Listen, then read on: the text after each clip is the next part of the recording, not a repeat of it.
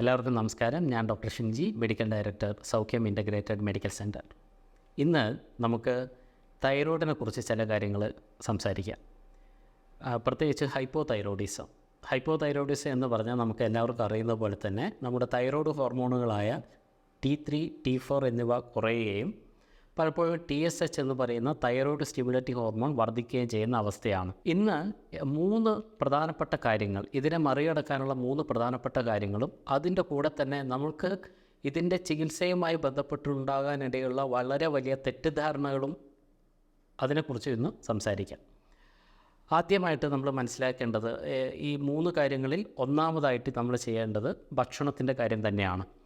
എന്തുകൊണ്ടാണ് ഭക്ഷണം ഇത്രയും പ്രാധാന്യമുള്ളതാണ് എന്ന് നമ്മൾ പറയുന്നത്? ഫുഡ് സെൻസിറ്റിവിറ്റി അല്ലെങ്കിൽ ഭക്ഷണത്തിനുണ്ടാകുന്ന സെൻസിറ്റിവിറ്റി അല്ലെങ്കിൽ ഒരു അലർജിക് റിയാക്ഷൻ പോലെ ശരീരത്തിൽ അത് നടത്തുന്ന ചില ഇടപെടലുകളാണ് ഹാഷിമോട്ടോ തൈറോയിഡൈറ്റിസ് ഉണ്ടാകാനുള്ള ഏറ്റവും പ്രധാനപ്പെട്ട കാരണമായിട്ട് ഇന്ന് പരിഗണിക്കുന്നത്. അങ്ങനെയാണെങ്കിൽ ഈ പ്രശ്നം മറികടക്കാൻ വേണ്ടി നമ്മൾ ചെയ്യേണ്ടത് ആദ്യം തന്നെ ഭക്ഷണ കാര്യത്തിൽ ശരിയായ ഇടപെടലുകൾ നടത്തുക എന്നുള്ളത് തന്നെയാണ്. 2 കാര്യങ്ങളാണ് ഇതിൽ നമ്മൾ ശ്രദ്ധിക്കേണ്ടത്. ഒന്ന്, നമുക്ക് ദോഷകരമായി ഭവിക്കാൻ സാധ്യതയുള്ള ഭക്ഷണത്തെ ഒഴിവാക്കുക.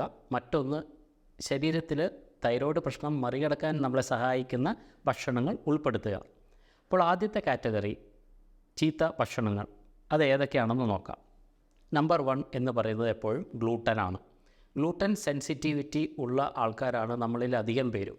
ഈ പറയുന്ന ഗ്ലൂട്ടൻ അടങ്ങിയ ഭക്ഷണ വസ്തുക്കൾ, പ്രത്യേകിച്ച് ഗോതമ്പ് പോലെയുള്ള കാര്യങ്ങൾ കഴിക്കുന്നത് വഴി ഈ ഗ്ലൂട്ടനോട് റെസിസ്റ്റൻസ് ഉള്ള ആൾക്കാരിൽ ഇത് കയറിക്കഴിഞ്ഞാൽ അവിടെ നടക്കുന്ന ചില കെമിക്കൽ റിയാക്ഷൻസിൻ്റെ ഭാഗമായിട്ട് നമ്മുടെ ശരീരത്തിന് ഗ്ലൂട്ടനെ എതിർക്കാനുള്ള രീതിയിലുള്ള ചില കെമിക്കൽ റിയാക്ഷൻസ് സംഭവിക്കും. അങ്ങനെ വരുന്ന ആൻറ്റിബോഡീസ്, അങ്ങനെ ഉണ്ടാക്കപ്പെടുന്ന ആൻറ്റിബോഡീസ് പലപ്പോഴും നമ്മുടെ തൈറോയ്ഡ് ഗ്ലാൻഡിനെ അറ്റാക്ക് ചെയ്യാറുണ്ട്.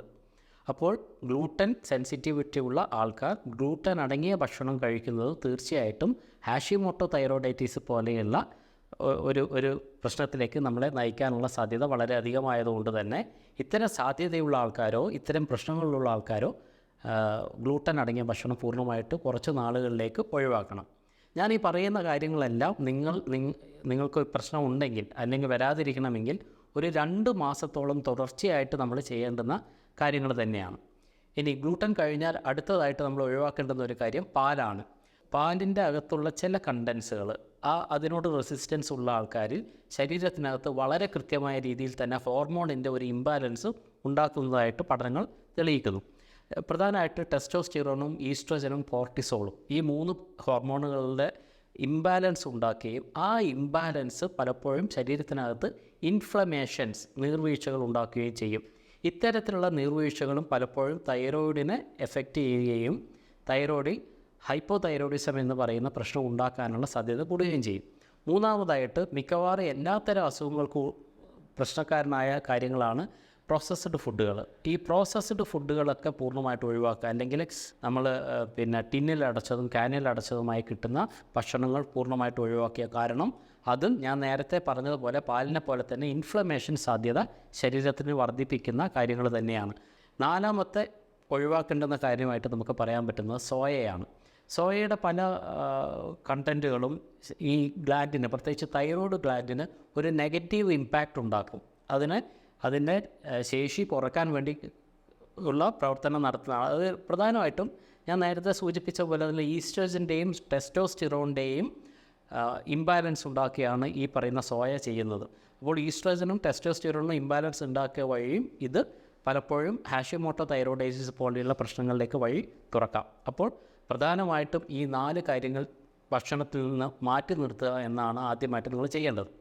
ഇനി ശരീരത്തിന് ആവശ്യമുള്ള ഭക്ഷണ വസ്തുക്കൾ നമ്മൾ കൊടുക്കണം. അല്ലെങ്കിൽ ഹീലിംഗ് ഫുഡ് എന്ന് നമ്മൾ വിളിക്കുന്ന വിഭാഗത്തിൽപ്പെടുന്ന ഫുഡിനെ നമ്മൾ അധികമായിട്ട് കഴിക്കുക. തൈറോയിഡിന് ഏറ്റവും സഹായിക്കുന്ന ഒരു കാര്യമാണ് ബ്രസീൽ നട്ട്സ് എന്ന് പറയുന്നത്. എന്തുകൊണ്ടാണ് ബ്രസീൽ നട്ട്സ് ഉൾപ്പെടുത്തണം എന്ന് പറയുന്നത്? ബ്രസീൽ നട്ട്സ് ഉൾപ്പെടുത്തണം എന്ന് പറഞ്ഞാൽ ചിലരൊക്കെ അത് ചോറ് കഴിക്കുന്നത് പോലെ ഒത്തിരി സാധനം വാങ്ങി കഴിക്കാൻ വേണ്ടി പാടില്ല. നിങ്ങളുടെ കണ്ടീഷൻ അനുസരിച്ച് നിങ്ങളുടെ ഹെൽത്ത് എക്സ്പേർട്ട് പറയുന്ന ക്വാണ്ടിറ്റിയിലാണ് നിങ്ങളത് കഴിക്കേണ്ടത്. അപ്പോൾ ഈ ബ്രസീൽ നട്ട്സിൽ എന്താണ് പ്രാധാന്യമുള്ളത് എന്ന് ചോദിച്ചാൽ ഇതിനകത്ത് സെലീനിയത്തിൻ്റെ കണ്ടൻറ്റ് വളരെയധികം ഉണ്ട്. സെലീനിയമാണ് പലപ്പോഴും ആക്റ്റീവ് ഫോമായ T3 ഉണ്ടാക്കാൻ വേണ്ടി സഹായിക്കുന്നത്. നമ്മുടെ തൈറോയ്ഡ് ഹോർമോൺ ഞാൻ ആദ്യം സൂചിപ്പിച്ചതുപോലെ T3, T4 ആണ്. T4 കൺവേർട്ടഡായി T3 ആകണമെങ്കിൽ സെലീനിയം വേണം. ഇതില്ലെങ്കിലും നമ്മളെ അത് ഹൈപ്പോതൈറോയിഡിസത്തിലേക്ക് നയിച്ചേക്കാം. അടുത്തതായിട്ട് നമ്മൾ ഉൾപ്പെടുത്തേണ്ടത് നോൺ സ്റ്റാർച്ചി ആയിട്ടുള്ള വെജിറ്റബിൾസ് ആണ്, അല്ലെങ്കിൽ സ്റ്റാർച്ചിൻ്റെ അളവ് കുറഞ്ഞിട്ടുള്ള വെജിറ്റബിൾസ്. ഈ സ്റ്റാർച്ചിൻ്റെ അളവ് കുറഞ്ഞിട്ടുള്ള വെജിറ്റബിൾസ് എന്ന് പറയുമ്പോൾ അതിൽ ഏറ്റവും പ്രധാനം നമ്മൾ കൊടുക്കേണ്ടത് ഡിഫറെൻറ്റ് കളേഴ്സ്, വ്യത്യസ്തങ്ങളായ നിറങ്ങളോട് കൂടിയ വെജിറ്റബിൾസും ഫ്രൂട്ട്സും ഒക്കെയാണ്. ഇതിനകത്ത് എന്തുകൊണ്ടാണ് വ്യത്യസ്തങ്ങളായ നിറങ്ങൾ, വിറ്റ്യോർ കളേഴ്സ് എന്നൊക്കെ നമ്മൾ വിളിക്കുന്ന വ്യത്യസ്തങ്ങളായ നിറങ്ങളോട് കൂടിയവ കഴിക്കണം എന്ന് പറയുന്നത്? ഈ നിറങ്ങൾ ഈ വെജിറ്റബിൾസിന് കൊടുക്കുന്നത് ഫ്ലേവനോയിഡ്സ് ആണ്. ബയോഫ്ലേവനോയിഡ്സ് എന്ന് പറയുന്ന ഈ നിറങ്ങൾ കൊടുക്കുന്ന ഘടകങ്ങൾ. ഈ നിറങ്ങൾ കൊടുക്കുന്ന ഘടകങ്ങളെല്ലാം തന്നെ ഒരു വലിയ പരിധി വരെ ആൻറ്റി ഓക്സിഡൻസ് ആണ്. അപ്പോൾ ഓക്സീകരണം കുറച്ച് തൈറോയിഡ് ഫംഗ്ഷൻ വർദ്ധിപ്പിക്കാനും അല്ലെങ്കിൽ ഹാഷിമോട്ടോ എന്ന് പറയുന്ന പ്രശ്നം എന്ന ഓട്ടോ ഇമ്മ്യൂണിനെ ഒരു പരിധിവരെ ഒഴിവാക്കാനും ഈ ആൻറ്റി ഇൻഫ്ലമേറ്ററി ആയിട്ടുള്ള ഭക്ഷണങ്ങൾക്ക് കഴിയും. ഇനി അടുത്തതായിട്ട് നമ്മൾ കൊടുക്കേണ്ടത് നല്ല ഫാറ്റാണ്, ഗുഡ് ഫാറ്റ്.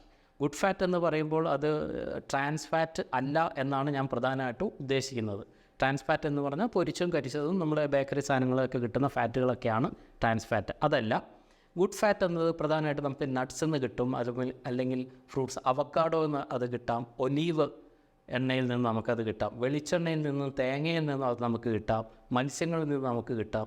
അപ്പോൾ ഇങ്ങനെയൊക്കെയുള്ള നല്ല ഫാറ്റുകൾ നമ്മൾ ഡയറി പ്രോഡക്ട്സ്, ഈ പാൽ ഉൽപ്പന്നങ്ങളിൽ നിന്ന് നമുക്ക് കിട്ടാം. അപ്പോൾ ഇതൊക്കെ കൂടുതലായിട്ട് ഉൾപ്പെടുത്താൻ വേണ്ടിയിട്ട് നമ്മൾ തയ്യാറാവുക. ഇൻഫ്ലമേറ്ററി ആയിട്ടുള്ള എല്ലാ ഭക്ഷണങ്ങളും ഒഴിവാക്കുക. അതിൽ പ്രഥമഗണനീയമായിട്ടുള്ളത് പഞ്ചസാര തന്നെയാണ്. അപ്പോൾ പഞ്ചസാര അടങ്ങിയ കാര്യങ്ങൾ പൂർണ്ണമായിട്ടും ഒഴിവാക്കുക.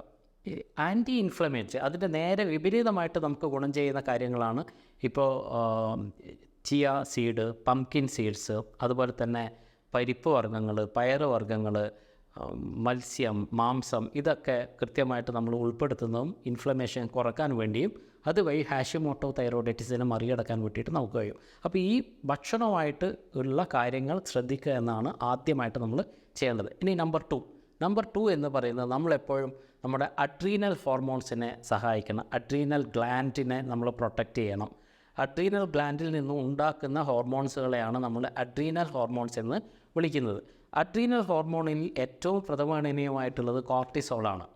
കോർട്ടിസോൾ എന്ന് പറയുന്നത് നമുക്കറിയുന്ന പോലെ തന്നെ സ്ട്രെസ് ഹോർമോണാണ്. അപ്പോൾ നിങ്ങൾ എപ്പോഴും സ്ട്രെസ്ഡ് ആയിട്ടുള്ള ഒരാളാണെങ്കിൽ നിങ്ങൾക്ക് തൈറോയിഡിൻ്റെ പ്രശ്നം വരാനുള്ള സാധ്യത 10 മടങ്ങാണ്. അതുകൊണ്ട് തന്നെ കോർട്ടിസോൾ കുറക്കാൻ വേണ്ടിയിട്ടാണ് നമ്മൾ കൂടുതൽ ശ്രദ്ധിക്കേണ്ടത്. ഈ കോർട്ടിസോളും കോഫീൻ തമ്മിൽ, അല്ലെങ്കിൽ കൊഫൈനും തമ്മിലൊരു ബന്ധമുണ്ട്. പലപ്പോഴും കൊഫൈനിൻ്റെ അമിതമായിട്ടുള്ള ഉപയോഗം, മോഡറേറ്റ് അല്ല, അമിതമായിട്ടുള്ള ഉപയോഗം ഈ കോർട്ടിസോളിനെ എഫക്റ്റ് ചെയ്യുകയും അതുവഴി നിങ്ങളുടെ ഹാഷിമോട്ടോ തൈറോയിഡൈറ്റിസ് ഉണ്ടാക്കാനുള്ള സാധ്യത, അല്ലെങ്കിൽ ഹൈപ്പോ തൈറോയിഡിസം ഉണ്ടാക്കാനുള്ള സാധ്യതയൊക്കെ വർദ്ധിക്കുകയും ചെയ്യും. ഇതിനെ മറികടക്കാൻ എന്തൊക്കെ ചെയ്യേണ്ടത് പ്രത്യേകിച്ച് നിങ്ങൾ ലഘുവായിട്ടുള്ള വ്യായാമങ്ങളാണ്. റെഗുലറായിട്ടുള്ള ബ്രീത്തിങ് ടെക്നിക്സ്, യോഗ പോലെയുള്ള കാര്യങ്ങൾ, സൈക്ലിംഗ്, അതുപോലെയുള്ള ലഘുവായിട്ടുള്ള വ്യായാമങ്ങൾ ഒത്തിരി നിങ്ങളെ ഇതിനെ മറികടക്കാൻ വേണ്ടി സഹായിക്കും. അതേപോലെ തന്നെ ഇത് വളരെയധികം കോർട്ടിസോൾ ലെവൽ വളരെയധികം ഹൈ ആയിട്ട് നിൽക്കുന്ന ആൾക്കാർക്ക് നമ്മൾ പൊതുവായിട്ട് കൊടുക്കാറുള്ളതാണ് അശ്വഗന്ധ എന്ന് പറയുന്ന കാര്യം. അശ്വഗന്ധയുടെ എക്സ്ട്രാക്റ്റുകൾ കൊടുക്കുന്നതും, ചിലവർക്ക് അശ്വഗന്ധ പറ്റാത്ത ആൾക്കാരുണ്ട്, ചില കണ്ടീഷൻസ്, അത് നിങ്ങളുടെ മെഡിക്കൽ എക്സ്പേർട്ടാണ് അത് തീരുമാനിക്കേണ്ടത്. അങ്ങനെ അത്തരത്തിലുള്ള ആൾക്കാർക്ക് നിങ്ങൾക്ക് അശ്വഗന്ധ കൊടുക്കുന്നതിൽ അത്ര ശരിയല്ല. അവർക്ക് കൊടുക്കാനുള്ള സാധനം റോഡിയോള എന്ന് പറയുന്ന ഒരു കണ്ടൻറ്റാണ്. റോഡിയോളയും അശ്വഗന്ധ പോലെ തന്നെ നിങ്ങളെ സഹായിച്ചേക്കാം. പക്ഷേ സാധാരണഗതിയിൽ നമുക്ക് അവൈലബിൾ ഏറ്റവും കൂടുതലായിട്ടുള്ള സാധനം അശ്വഗന്ധയാണ്. അതുകൊണ്ട് അശ്വഗന്ധ ശരിയായിട്ട് കൊടുക്കുന്നത് നിങ്ങളെ സഹായിക്കാം. ഇനി അപ്പോൾ 1 ഭക്ഷണം, 2 സ്ട്രെസ്സ് അല്ലെങ്കിൽ കോർട്ടിസോളിൻ്റെ എലിവേഷൻ, ഇത് രണ്ടും നമ്മൾ നിയന്ത്രണ വിധേയമാക്കുക. മൂന്നാമതായിട്ടും ഏറ്റവും പ്രധാനമായിട്ടും പറയാനുള്ളത് ശരിയായ രീതിയിലുള്ള സപ്ലിമെൻറ്റ്സുകൾ കൊടുക്കുക. അതിൽ ആദ്യമായിട്ട് നമുക്ക് കൊടുക്കാനുള്ളത് സെലീനിയം തന്നെയാണ്. സെലീനിയം ഞാൻ നേരത്തെ സൂചിപ്പിച്ചതുപോലെ ഈ ഹോർമോണിൻ്റെ പാസീവ് ഫോമിൽ നിന്ന് ആക്റ്റീവ് ഫോം T3 ഉണ്ടാക്കാൻ വേണ്ടി സഹായിക്കുന്ന ഒരു പ്രധാനപ്പെട്ട കണ്ടൻറ്റും കൂടിയാണ്. അതിൽ സെലീനിയം മിഥ്യോനിൻ എന്ന് പറയുന്ന ഫോമിലാണ് നമ്മൾ സാധാരണ ഇത് കൊടുക്കുക. സെലീനിയം മിഥ്യോനിൻ 200 മൈക്രോഗ്രാമാണ് ഒരു ദിവസം നമുക്ക് ആവശ്യമായിട്ട് വരിക. അത് ശരിയായ രീതിയിൽ സപ്ലിമെൻറ്റ് ചെയ്യുന്നത് ഒരു വലിയ പരിധി വരെ തന്നെ ഹാഷിമോട്ടോ മറികടക്കാൻ വേണ്ടി നമ്മളെ സഹായിക്കും. മറ്റൊന്ന്, രണ്ടാമത്തെ കാര്യം നമ്മൾ കൊടുക്കേണ്ടത് സിങ്കാണ്. ശരിയായ രീതിയിൽ സിങ്ക് സപ്ലിമെൻറ്റ് കൊടുക്കുക. സാധാരണ നമുക്ക് സിങ്ക് നമ്മൾ കഴിക്കുന്ന റെഡ് മീറ്റിൽ നിന്നും, പോൾട്രി അല്ലെങ്കിൽ ചിക്കൻ പോലെയുള്ള കാര്യങ്ങളിൽ നിന്നും, ഓയിസ്റ്റർ പോലെയുള്ള മത്സ്യങ്ങളിൽ നിന്നൊക്കെ നമുക്ക് കിട്ടാം.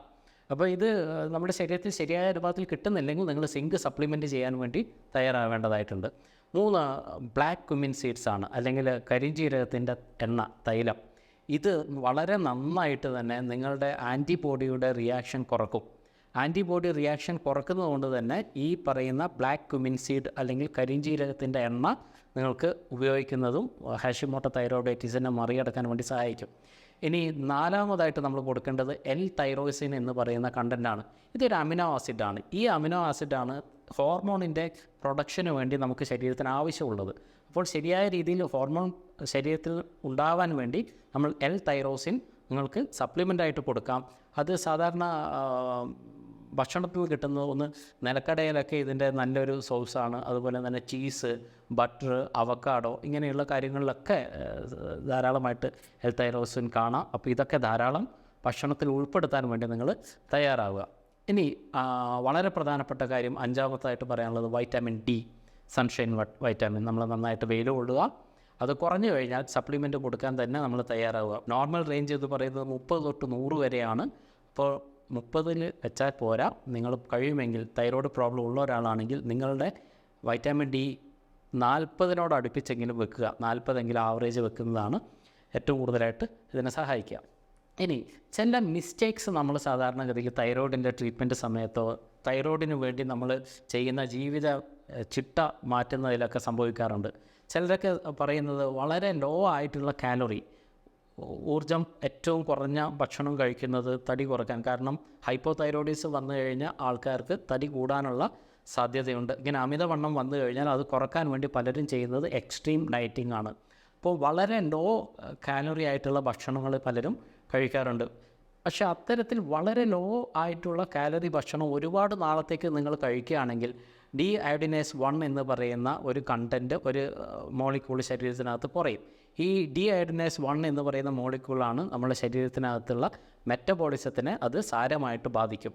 അതുകൊണ്ട് തന്നെ ഒത്തിരി നാളത്തേക്ക് കാലറി തീരെ കുറഞ്ഞ ഭക്ഷണം നിങ്ങൾ ഒരുപാട് കാലത്തേക്ക് കൊണ്ടുപോകുന്നത് തെറ്റായിട്ടുള്ളൊരു നടപടിയാണ്, പ്രത്യേകിച്ച് ഈ തൈറോയ്ഡ് പ്രശ്നത്തെ സംബന്ധിച്ചിടത്തോളം. അതുകൊണ്ടാണ് പലപ്പോഴും നമ്മൾ ഇതിന് കാർബ്സും അങ്ങനെയുള്ള കാര്യങ്ങൾ കട്ട് ചെയ്യുന്ന സമയത്ത്, കുറക്കുന്ന സമയത്ത് ഊർജ്ജം ശരീരത്തിൽ കിട്ടാൻ ആവശ്യമുള്ള രീതിയിലുള്ള പ്രോട്ടീനിലേക്കും ഫാറ്റിലേക്കും മാറാൻ വേണ്ടി പറയുന്നത്. അപ്പോൾ ഈ ലോ കാലറി ഭക്ഷണം ഒത്തിരി നാൾ കഴിക്കുന്നത് തൈറോയ്ഡിന് നല്ലതാണ് എന്നുള്ളത് ഒരു തെറ്റിദ്ധാരണയാണ്. ഇനി 2ാമത് അയഡിൻ. എന്ത് പ്രശ്നം വന്നാലും അയഡിൻ സപ്ലിമെൻറ്റ് കൊടുത്തുകൊണ്ടിരിക്കുക. പ്രത്യേകിച്ച് തൈറോയിഡിന് അയഡിൻ ആവശ്യമുള്ളത് കൊണ്ട് അയഡിൻ ഒത്തിരി കൊടുക്കുന്നതും തൈറോയിഡിന് നല്ലതാണ് എന്നുള്ളൊരു തെറ്റിദ്ധാരണ നമുക്കുണ്ട്. അതും തെറ്റായതാണ്. ആവശ്യത്തിലധികമായിട്ട് നമ്മൾ അയഡിൻ സപ്ലിമെൻറ്റ് കൊടുക്കുകയാണെങ്കിൽ അത് ഹാഷിമോട്ടോ തൈറോയിഡൈറ്റിസിന് ഉള്ള ഏറ്റവും നല്ല വളമായിട്ട് മാറും. നിങ്ങളുടെ തൈറോയ്ഡ് ഗ്രന്ഥികളെ അത് ക്ഷീണിപ്പിക്കുകയാണ് ചെയ്യുക. എന്തും ആവശ്യത്തിലധികമായാൽ മോശമാണ്. പ്രത്യേകിച്ച് അയോഡിൻ തൈറോയിഡിൻ്റെ കാര്യത്തിൽ ആവശ്യത്തിലധികമായി കഴിഞ്ഞാൽ വളരെ മോശമാണ്. ഇനി മറ്റൊരു തെറ്റിദ്ധാരണ, ക്രൂസിഫറസ് വെജിറ്റബിൾസ്, നമ്മളെ ക്യാബേജും ബ്രോക്കോളിയും പോലെയുള്ള ക്രൂസിഫറസ് വെജിറ്റബിൾസ് എന്ന വിഭാഗത്തിൽപ്പെടുന്ന വെജിറ്റബിൾസ് തൈറോയ്ഡ് രോഗികൾ കഴിക്കാൻ പാടില്ല എന്നുള്ളൊരു തെറ്റിദ്ധാരണയുണ്ട്. ഒരു പരിധിവരെ അത് ശരിയാണ്. കാരണം അയഡിൻ്റെ അബ്സോർപ്ഷൻ, അയഡിൻ ആവശ്യത്തിന് ശരീരത്തിന് തൈറോയ്ഡ് ഗ്രന്ഥികൾക്ക് ആവശ്യമുള്ളതാണ്. പക്ഷേ ക്രൂസിഫറസ് വെജിറ്റബിൾസ് കഴിക്കുന്നത് ഈ അയഡിൻ്റെ അബ്സോർപ്ഷൻ കുറക്കും. അതുകൊണ്ട് അത് കഴിക്കരുത് എന്നാണ് പറയുക. പക്ഷേ അതങ്ങനെയല്ല, കഴിക്കരുത്. അത് റോ ഫോമിൽ കഴിക്കരുത്. വേവിക്കാതെ നിങ്ങൾ ഒരിക്കലും അത് കഴിക്കരുത്. പൂർണ്ണമായിട്ടും നന്നായിട്ട് വേവിച്ചതിന് ശേഷം നിങ്ങൾ ഈ ക്രൂസിഫറസ് വെജിറ്റബിൾസ് കഴിച്ചാലും അത് തൈറോയ്ഡിന് യാതൊരു ന്യൂനത ഉണ്ടാക്കുകയില്ല. അത് തൈറോയ്ഡിനെ സപ്പോർട്ട് ചെയ്ത് തന്നെയാണ്. അപ്പോൾ ഈ പറഞ്ഞ 3 കാര്യങ്ങൾ ഒരു 2 മാസത്തോളം കൃത്യമായിട്ട് അത് ചെയ്യുകയാണെങ്കിൽ നിങ്ങളുടെ തൈറോയ്ഡിൻ്റെ കോംപ്ലിക്കേഷൻസ് പരമാവധി കുറഞ്ഞു വരുന്നതായിട്ട് നിങ്ങൾക്ക് തന്നെ ബോധ്യമാവും. മറ്റൊരു വീഡിയോയിൽ വീണ്ടും കാണുന്നതുവരെ എല്ലാവർക്കും നന്ദി.